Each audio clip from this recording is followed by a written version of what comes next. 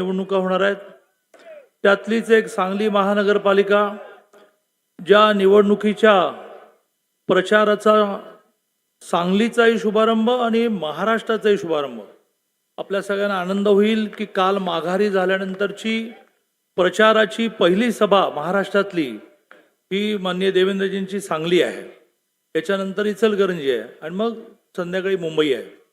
तर ह्या 15 तारखेला होणाऱ्या महानगरपालिकेच्या निवडणुकीच्या प्रचाराच्या शुभारंभाला, प्रचाराच्या सभेला व्यासपीठावर उपस्थित राज्याचे माननीय मुख्यमंत्री महोदय, माननीय देवेंद्रजी फडणवीस, आपल्या सगळ्यांचे लाडके देवाभाऊ, व्यासपीठावर सर्व मान्यवर, सर्वांच्या नावाचा उल्लेख करण्यात मी अशासाठी वेळ घालवत नाही की आपल्या सगळ्यांना देवेंद्रजींना ऐकायचं आहे.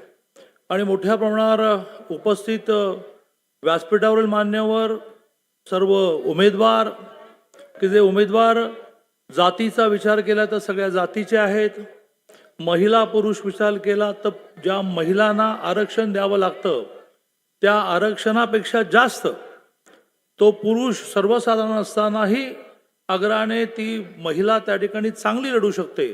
त्यामुळे मोठ्या प्रमाणावर पुरुष महिला ह्या विषयामध्ये महिलांना प्राधान्य असेल, जातीचा समतोल असेल, आर्थिक समतोल असेल, असा सगळा समतोल असणारं जे पॅनल तयार झालं त्याचे सर्व उपस्थित मान्य उमेदवार.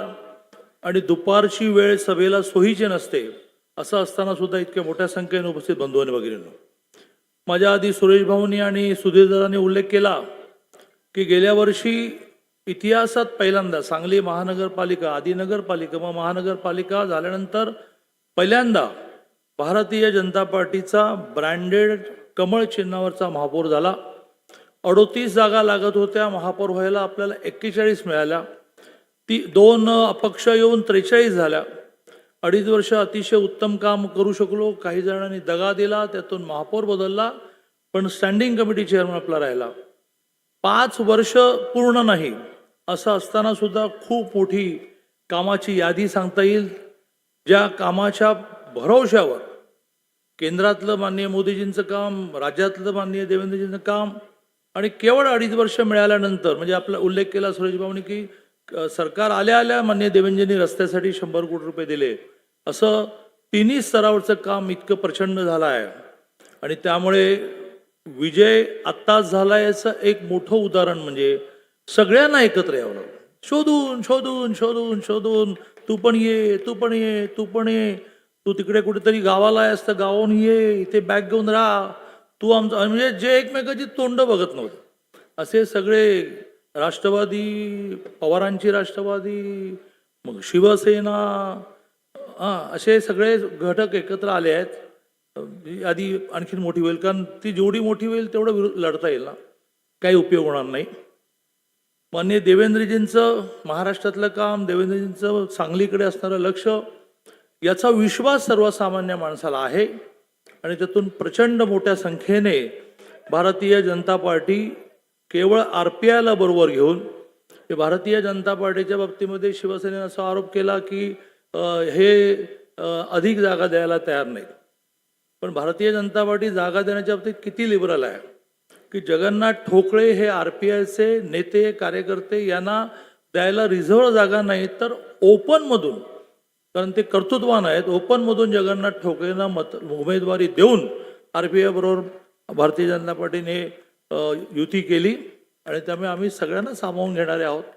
ज्यांचं एकही जागा गेल्यावर निवडून आले नाहीत त्यांनी किती जागा मागायच्या, ज्यांच्या आल्या परंतु विखुरलेल्या गेल्या इकडे इकडे इकडे, त्यांनी किती मागायच्या. आणि त्यामुळे आमच्या कार्यकर्त्यावर अन्याय करून तर आम्ही युती करू शकत नव्हतो. शेवटी एकच मुद्दा मांडून मी माझं बोलणं संपवेन. माननीय देवेंद्रजींनी निवडणुकांची एक नीती, एक धोरण आमच्यासमोर मांडलं की निवडणूक विकासावर आपल्याला न्यायची, विशेषतः युतीतल्या पक्षांनी एकमेकावर टीका बिलकुल करायची. पण सुरुवात झाली टीका करायला. ते आता किती चालणार आहे, कुठे थांबणार आहे याचा अंदाज घेऊन ठरवू.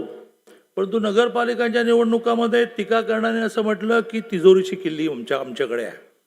मी भोरच्या सभेमध्ये मांडलं आणि ते खूप महाराष्ट्रामध्ये चाललं की तिजोरीची किल्ली तुमच्याकडे आहे, परंतु तिजोरीचा मालक आमच्याकडे आहे. आता असं म्हणेन, घरला जायचंय का असं म्हणणाऱ्यांना मी असं म्हणेन की मुख्यमंत्री पण आमच्याकडे आहेत आणि गृहमंत्री पण आमच्याकडे आहेत. त्यामुळे दमात घेऊ नका आणि हलक्यात पण घेऊ नका. अतिशय चांगले मेहनतीने राबणारे कार्यकर्ते हे उमेदवार म्हणून दिलेले आहेत आणि सगळ्यांच्या मागे खंबीरपणे उभं. मी अनेक वर्ष माननीय देवेंद्रजींबरोबर काम करतो. एखाद्याच्या मागे उभं राहणं म्हणजे काय, इथे असणाऱ्या एकनेक उमेदवाराला, कार्यकर्त्याला, नेत्याला मी विश्वास देतो.